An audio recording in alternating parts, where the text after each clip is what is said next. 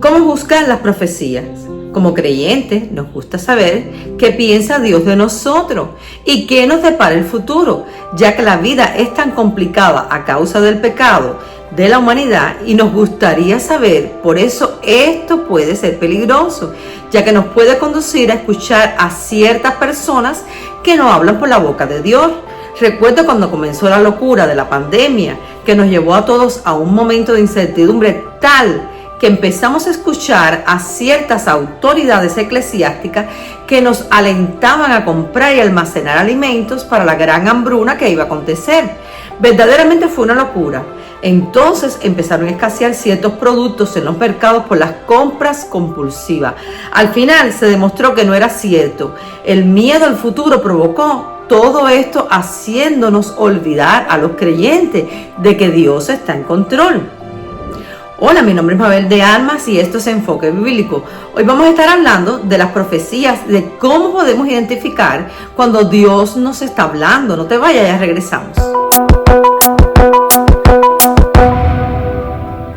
La palabra profeta significa literalmente persona que anuncia. Concretamente, un profeta es alguien que habla de parte de Dios a través de la inspiración del Espíritu Santo. A menudo las profecías contienen un elemento de predicción, anunciar el futuro, sin embargo, no es indispensable. La mayoría puede referirse al pasado, al presente o al futuro. Moisés, en los primeros capítulos de Génesis, se describe como profeta. El origen de la tierra y de la raza humana relacionado con sucesos pasados que no pudieron conocerse sino por la revelación divina. Es necesario hacer la diferencia entre dos palabras que están relacionadas entre sí cuando se estudia la profecía en el Nuevo Testamento. El sustantivo profeta, que indica primordialmente el ministerio de un profeta, y el verbo profetizar, que denota el ejercicio del don espiritual de la profecía.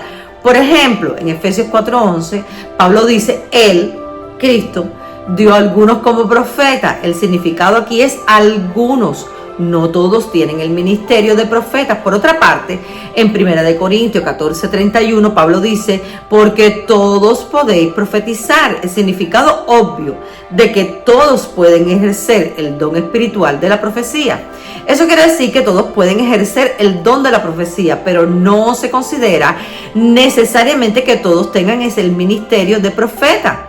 Las dos cosas están relacionadas muy cerca. Muchos de los que concierne al ministerio de un profeta y el don de profecía se aplica igualmente a ambos. Sin embargo, en ciertos casos, el énfasis principal cae sobre uno a diferencia del otro.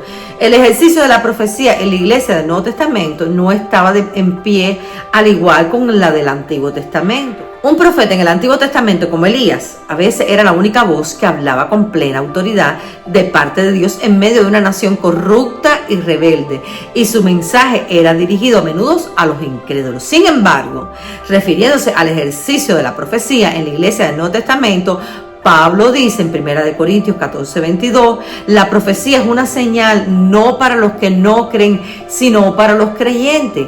Esto indica que la profecía en esta dispensación se dirige normalmente a los creyentes que son miembros del cuerpo de Cristo. De manera que un profeta en el Nuevo Testamento es esencialmente un miembro del cuerpo de Cristo. Como tal, está obligado a funcionar en comunión y cooperación con los otros miembros relacionados con el cuerpo. Esto le impone ciertas restricciones. Es significativo que en todos estos pasajes que describe el ministerio profético dentro de la iglesia del Nuevo Testamento, la palabra profeta se encuentra generalmente en plural. De acuerdo a esta norma, está definido clara y enfáticamente que el ejercicio de la profecía dentro de la iglesia del Nuevo Testamento debe someterse a juicio. Así, en 1 Corintios 14:29, Pablo dice que hablen 2 o 3 profetas y que los demás juzguen, es decir, que ejerzan el juicio sobre lo que habló el primer profeta. En 1 Tesalonicenses capítulo 5, verso del 19 al 21 dice: no apaguéis el espíritu, no menospreciéis las profecías, antes bien examinando todo, incluyendo las profecías, retened lo bueno y absteneos de toda clase de mal. Pablo exhorta a no caer en dos extremos. Número 1, rechazar completamente la profecía apagándose al Espíritu Santo. Y número 2, aceptar toda profecía sin reservas y someterla primeramente a juicio.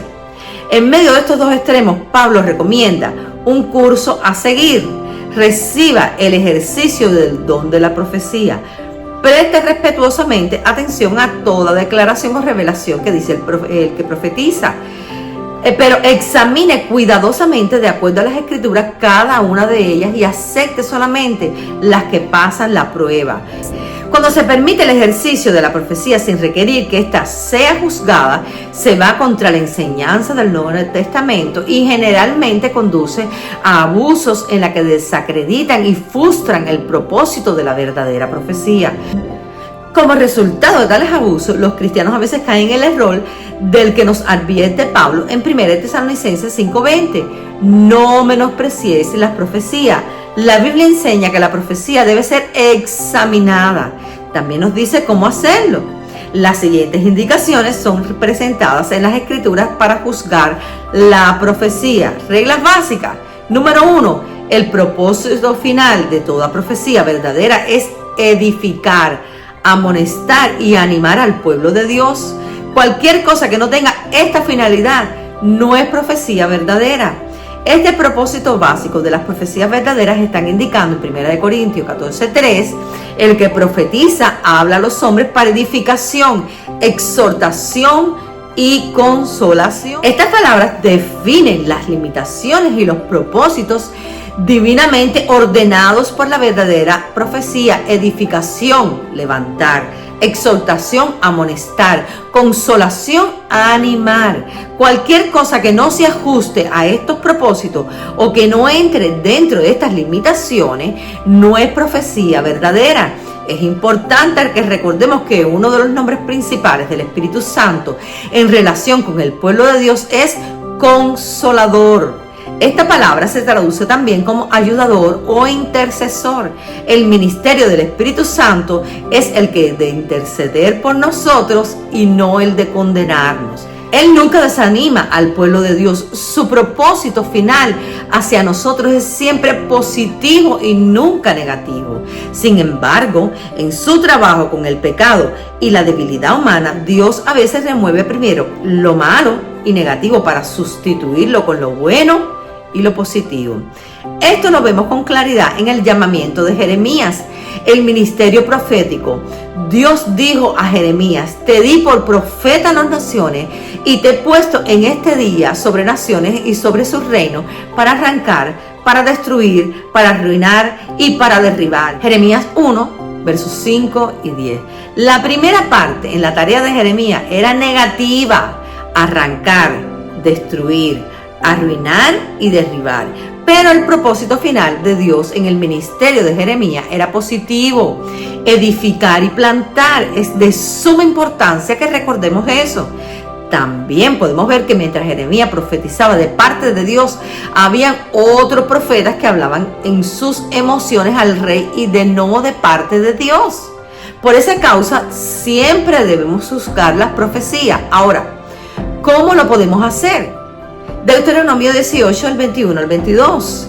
Y si dijeres en tu corazón: ¿cómo conoceremos la palabra de Jehová y que nos ha hablado? Y si el profeta hablara en nombre de Jehová y no se cumpliese lo que dijo, y ni aconteciere, es la palabra que Jehová no ha hablado. Con presunción la habló el tal profeta, no tengas temor de él. Número 2. Toda profecía verdadera concuerda siempre con la palabra y el Espíritu. Hay una diferencia entre un profeta de Dios y un adivino. En Isaías 8, del 19 al 20, este principio es usado para dar fuerza a la advertencia de Dios con la de consultar a los muertos o a los adivinos que susurran hablando, es decir, en la terminología moderna, a quienes se le llaman mediums, clarividentes o adivinos.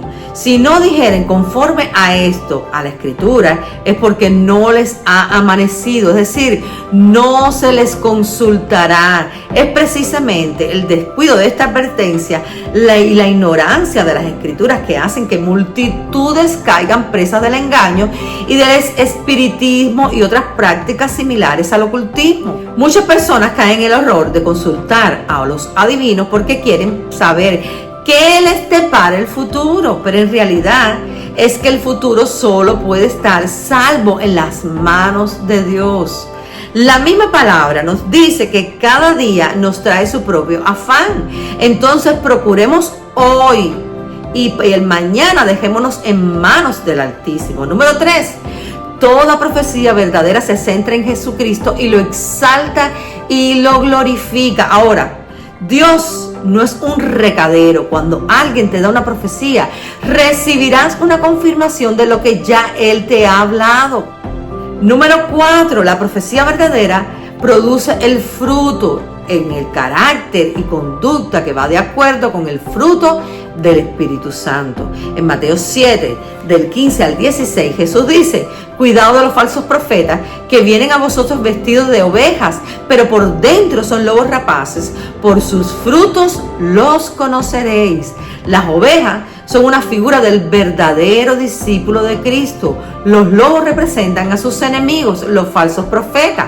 El hecho de que vengan vestidos de oveja indica que estos falsos profetas se hacen pasar por cristianos verdaderos.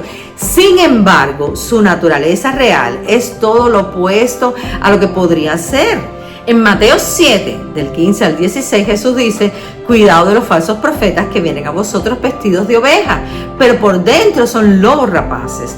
Por sus frutos los conoceréis. Las ovejas son una figura de los verdaderos discípulos de Cristo. Los lobos representan a sus enemigos, los falsos profetas. El hecho de que vengan vestidos de ovejas indica que son falsos profetas que se hacen pasar por cristianos verdaderos. Sin embargo, su naturaleza real es lo opuesto de lo que profesan ser. Sus frutos revelan su naturaleza tanto en su carácter como en su conducta y en las vidas de aquellos que caen bajo su influencia. Número 5. Si una revelación profética contiene predicciones, es necesario que éstas se cumplan. Si no, la revelación no viene del Espíritu Santo. Este principio está establecido por Moisés en Deuteronomio 18 del 20 al 22. El hecho de que una persona haga una predicción y se cumple no prueba necesariamente que esa persona sea un profeta verdadero. Si tal persona con su ministerio hace que otros desobedezcan al único y verdadero Dios, entonces esa persona es un profeta falso, aunque sus predicciones sean correctas. En el libro de Hechos, capítulo 16, versos del 16 al 18, hay un caso similar en que cierta muchacha tenía un espíritu de adivinación. En una revelación sobrenatural, esta muchacha reaccionó inmediatamente a Pablo y a Silas como los siervos de Dios y proclamó públicamente su identidad. Estos hombres son siervos del Dios Altísimo, quienes os proclaman el camino de la salvación. Cada palabra que ella habló era cierta. Ella conocía cosas acerca de Pablo y Silas que ninguna otra persona en Filipo sabía. No obstante, Pablo no recibió bien su testimonio. No lo aceptó como viniendo de Dios. Identificó al espíritu de adivinación y le ordenó que saliera de la muchacha. Tan pronto el espíritu de la muchacha salió, perdió el poder sobrenatural que había hecho las ganancias de sus amos. Número 7. La verdadera profecía dada por el Espíritu Santo produce libertad y no esclavitud. En Romanos 8:15, Pablo hace una distinción entre el espíritu de esclavitud y el Espíritu Santo. Número 8. La verdadera profecía que es dada por el Espíritu Santo produce vida y no muerte. Segunda de Corintios, capítulo 3, verso 6, Pablo dice: la letra mata, pero el Espíritu da vida. Solo la letra y la escritura sin el Espíritu Santo tiene un efecto mortal, pero la verdadera operación del Espíritu Santo siempre trae vida. Esto implica el ejercicio de la profecía. Número 9 y final, la profecía verdadera dada por el Espíritu Santo es confirmada por el Espíritu Santo dentro de cada creyente que la oye. Esto es lo que dice el apóstol Juan en 1 de Juan 2:27. La unción que recibisteis de Él permanece en vosotros y no tenéis necesidad que nadie os enseñe. Su unción os enseña acerca de todas las cosas y es verdad y no mentira. La unción de la que habla Juan en el testimonio del Espíritu Santo dentro de cada creyente. El Espíritu Santo, el Espíritu de verdad, Juan 16:13, da testimonio de lo que es verdad, pero rechaza lo falso. Hay de esta manera una medida necesaria de discernimiento que está a la disposición de todo creyente bautizado en el Espíritu Santo. Sí, el Espíritu de verdad dentro de un creyente da una manifestación profética. Entonces él mismo, el Espíritu de verdad, en cada uno de los creyentes recibirá y aceptará la manifestación. Pero si esta no es dada por él, entonces el Espíritu Santo en los creyentes la rechazará. Mi amado hermano, si esta palabra te fue edificación, compártela, suscríbete, toca la campanita para que no te pierdas ninguna de nuestras notificaciones. Dios te bendiga, Dios te guarde. Amén.